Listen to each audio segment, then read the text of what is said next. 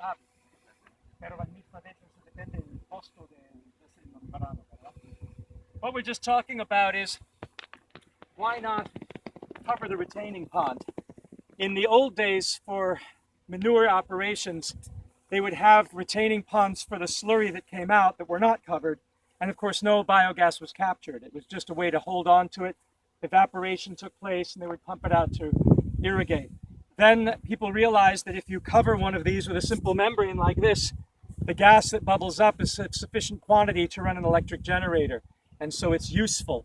80% of that gas is coming out beneath our feet right now, but there still is about 20% of the energy that is left in the slurry of the manure that is overspilling into there. And in Germany, they tend to have two biodigesters, one to capture the 80%, one to capture the 20% residual.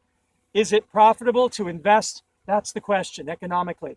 But apparently these tanks here, while required by the government, don't really do anything. They're just there for the overspill after the 30-day hydraulic retention time, the amount of time that the slurry needs to stay anaerobic in order to get enough energy to be rentable, to be profitable. The overspill, as more slurry is coming in here, goes over there. And this is sized for that 30-day retention from the amount coming in, moving through, and then going out. But the question is, why not cover that? It's the same material lining it.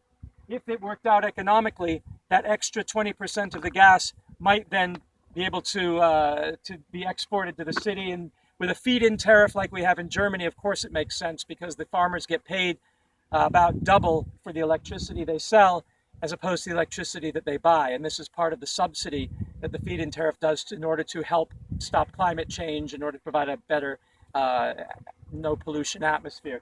But it is interesting if we come over to see that situation, you basically got a second biodigester right there. And where it might make sense is if people start putting the grass clippings in and putting the dead animals' carcasses when the pigs die, or putting vegetables and fruit, stuff that is brought from the selva or from supermarkets like we do in Germany, then it would probably make sense to cover this because the sheer amount of energy then would exceed the sizes of the individual biodigester. And then we've got a built-in second biodigester ready to go. And then another issue we were discussing is the struvite formation, which you can see here. Eso es struvite, ¿verdad? Sí, exacto.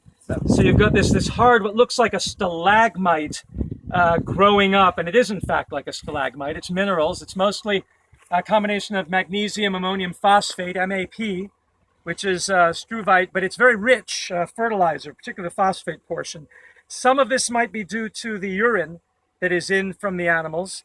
And so one couple of ways that people are working on making it degrade so it doesn't build up is to add either magnesium chloride or sodium hydroxide. It's about pH levels. Adding different organic material can also affect it, but also keeping the overflow area anaerobic until it gets into the tank would also help with that. And I understand hay problemas con struvite aquí, con las bombas allá, ¿verdad? ¿Cómo? O sea, que haya problemas. O sea, Sí, que los tubos son bloqueados. ciertas ocasiones sí, con el lodo son bloqueados, por eso a veces utilizamos estas mangueras para desbloquearlos. En ese momento, pues la granja, como están chicos los cerdos, no están tirando agua. Entonces, por eso no tenemos agua ahorita.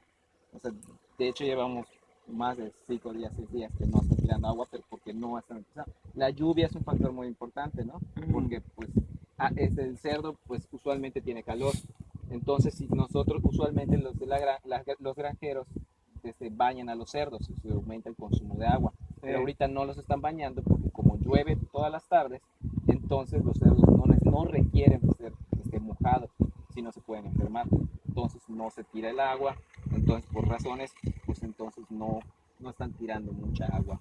Y se ve reflejado acá, no está saliendo el agua de la ciudad. ¿Y qué es el último destinación de ese agua aquí que es para irrigación? Sí, básicamente es para que vayan al riego. Tenemos una tubería que se va directamente al sistema de riego que está ubicado frente a la granja. Básicamente siembra zacate. ¿Qué plantas usan? El zacate, en otras granjas hay jatrofa, Sí.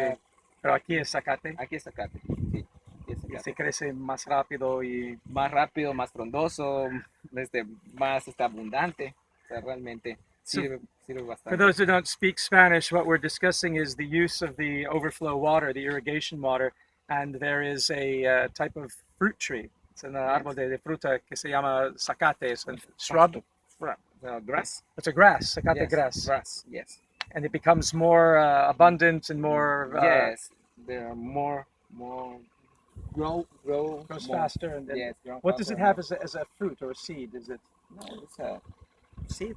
Yes, like a seed. like I said, like a grain? Yes. Is it used for eating or is it used to feed animals? Yeah, Or? to feed animals. So Yes. an animal feed. So there's a lot you can do turning what were problems in the past into fantastic solutions.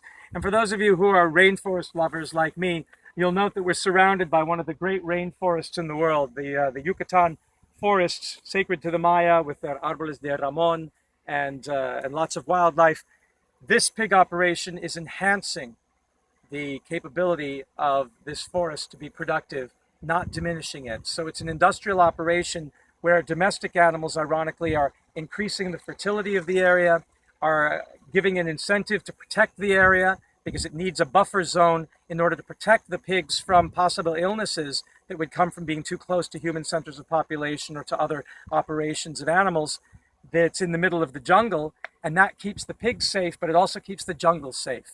And so this is a great mechanism for rainforest conservation, for producing clean renewable energy, for producing non-fossil fuel derived fertilizers, and every aspect, this is an environmental plus. Thanks.